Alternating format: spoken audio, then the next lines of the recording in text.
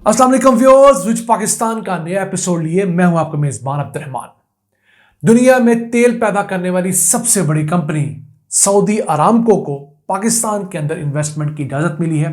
इसने पाकिस्तान के private sector की सबसे बड़ी ऑयल मार्केटिंग कंपनी गो के अंदर 40% शेयर्स खरीदे हैं।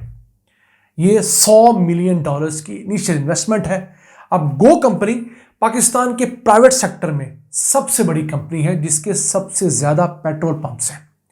ये एक बड़ी डेवलपमेंट है सऊदी अरामको का पाकिस्तान आना, और उसके बाद फ्यूचर में इंशाल्लाह यहां पर $10 बिलियन की रिफाइनरी लगाने की तरफ एक बड़ा कदम हो सकता है। आज की वीडियो में आपको ये तमाम तफसीलात बताएंगे।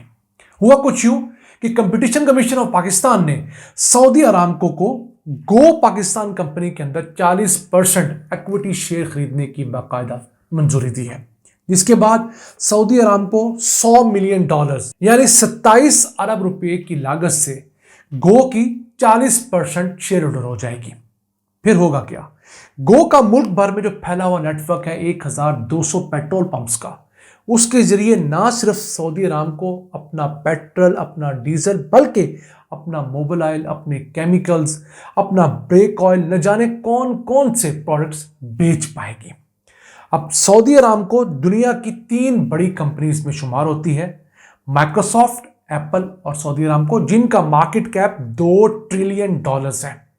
अब ये खुद को डाइवर्सिफाई कर रही है, यानी कि सिर्फ तेल पैदा करने के बिजनेस से निकलकर ये डाउन द लेन केमिकल्स के अंदर जा रही है, लुब्रिकेंट्स के अंदर जा रही है, ताकि अपनी प्रॉफिटेबिलिटी को बढ़ाया जा सके। तो बड़ा अच्छा है पाकिस्तान के लिए। किस तरह? अभी तो उन्होंने सिर्फ $100 मिलियन की इन्वेस्टमेंट की है। जब ये पाकिस्तान की मार्केट को देखेंगे, यहां पर मौजूद होंगे, 24 करोड़ का मुल्क है, दुनिया की 5वीं बड़ी वाइब्रेंट इकोनॉमी है, तो उसके बाद इनका जो ज़हन है हमारी तरफ एक ज़्यादा बनेगा ऑयल रिफाइनरी लगाने के लिए।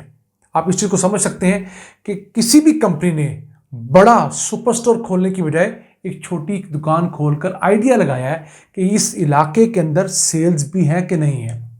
तो $100 मिलियन के बाद उनके लिए $10 बिलियन की इन्वेस्टमेंट कोई बड़ी इन्वेस्टमेंट नहीं होगी।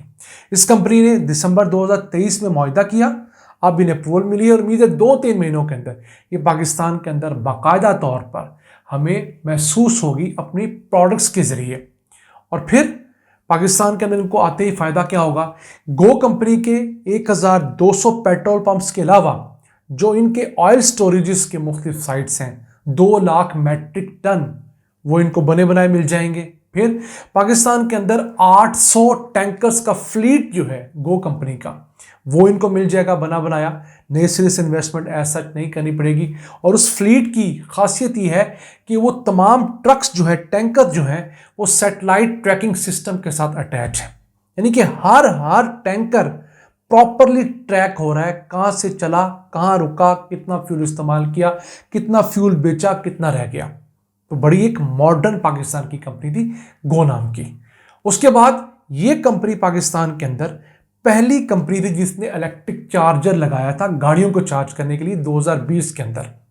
उसके बाद पीएसओ वगैरह और दीगर कंपनियां भी पाकिस्तान में गाड़ियां चार्ज करने के लिए इलेक्ट्रिक चार्जर्स लगा चुकी हैं। इसके साथ साथ गो कंपनी मोटरवे M4 और मोटरवे M5 जो है, जो मुल्तान से लेकर सक्खर तक है, उसके ऊपर बड़ी तादाद में अपने पेट्रोल पंप रखती है। इनकी एक किस्म की मोनोपोली है और मुल्क के अंदर जितना भी तेल बिकता है उसके अंदर 7% हिस्सा इस गो कंपनी का है।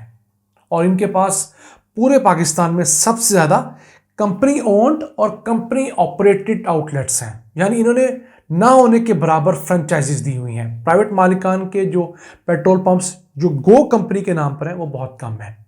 उसका फ़ायदा क्या होता है? डायरेक्टली अगर कंपनी का पंप होगा तो वहाँ पर क्वालिटी इंश्योर्ड होगी। प्राइवेट लोग जब कंपनी का नाम इस्तेमाल करेंगे तो अंदर कोई ईरानी डीजल भी बेच लेंगे, कोई और मिलावट भी कर लेंगे, लेकिन कंपनी जब करेगी तो उसे अपनी इज्जत का और अपने नाम का ख्याल होता है। बहुत कम चांसेस होते हैं कि वो इस तरह की 2 नंबरी कर सके। तो ये तमाम के तमाम फ़वाद उन्होंने सिर्फ एक $100 मिलियन के शेयर के साथ ले लिए।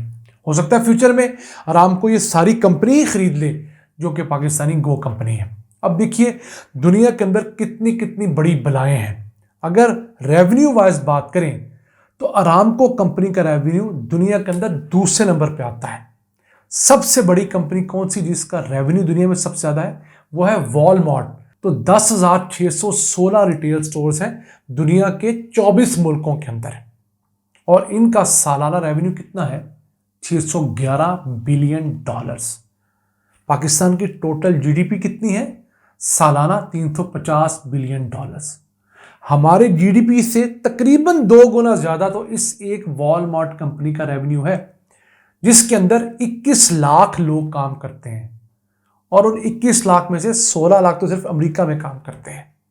और इस एक कंपनी का जो प्रॉफिट है वो पिछले साल 147 बिलियन डॉलर्स था। वो शायद किसी और सियारे की कंपनी है, हमारा जैसा मुल्क किसी और सियारे के मखलूक है। हमारी टोटल एक्सपोर्ट्स और टोटल इंपोर्ट्स भी मिला लें तो 147 अरब डॉलर्स का आधा नहीं बनती। दुनिया ने किस तेजी से तरक्की की है, अपने यहाँ किस तरह उन्होंने एफ्लुएंट क्लास पैदा की है, खुद को दुनिया के अंदर सफ़े अव्वल के ममालिक में ऐसे ही खड़ा नहीं किया। वॉलमार्ट अमेरिकी कंपनी, उसके बाद दूसरे नंबर पर सऊदी अरामको आती है, जिसने पिछले साल 440 बिलियन डॉलर्स का रेवेन्यू कलेक्ट किया था, और उसमें से इनका प्रॉफिट था 121 बिलियन डॉलर्स।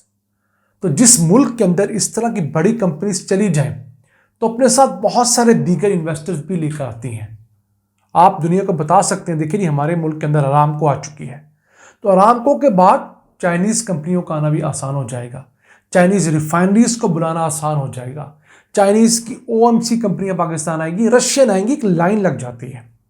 बिल्कुल इसी तरह है कि किसी प्रोडक्ट को कोई बड़ी सेलिब्रिटी खरीद ले, तो इसी तरह किसी दुकान पर जाकर कोई बड़ा शख्स कुछ खा पी ले तो उसकी फ़ोटो खींचकर, आपने देखा होगा अक्सर दुकानदारों ने लगाई होती है, या दूध दही की पुरानी दुकानों पर पंजाब के अंदर सुल्तान रही ने कभी दूध दही पिया हो तो वो दूध दही वालों ने आज भी सुल्तान रही की 20-25 साल पुरानी तस्वीर लगाई होती हैं।